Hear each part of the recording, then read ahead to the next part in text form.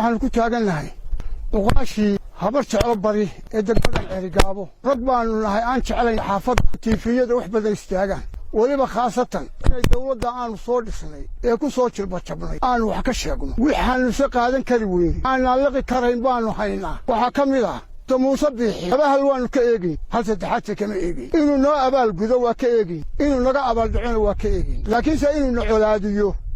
kama aanu eegin maalintii u qabtay madaxweynenimo mid buu yiri anigu dee balaka keentay aan garanayn wuxuu yiri habar jecel fartay dhexda ka qaniini doonto sababtu waxa weeye wixii dadkii doortay fartay dhexda ka qaniini doonaan garxashisna ma dooran habara wala ka qaniini mayso dee wixiiba wuu siiyey cidda uu la hadlayay fartay dhexda ka qaniini doonaan habar jecel markuu wasiirka arrimaha gudaha ahaana habar yoon soo waxay ku haysatay anigoo wax dili kara duca qaadan maayo waxa jira hadal mar uu ka keeno shaydaan hadal marna kugu qooqabaali marna kugu qoora hadalkaasi wuxuu noqonayaa horta anagu farta dhexda ka qaniini mayno adaasa ka qaniinaya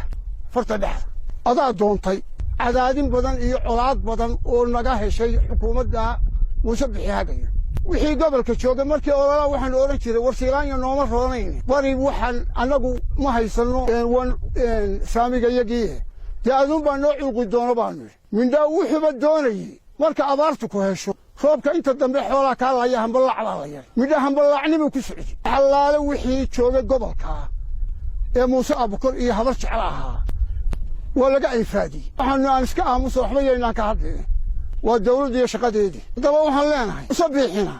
wuxuu qaatay inuu yiri fartay dhexda ka qaniinayaan anagu qaniini mayno mana qaniino waayo wanaaga waanu jecelahay haddii saan la dayn waayo rag wax iska celiyaan anagu mihin anagu ninka iyo ikhwaanu anagu kaama rabno xil kaama rabno oo xoolo ka dooni mayno waxaad u haysataa dalka in barwaaqo inta lagu la jira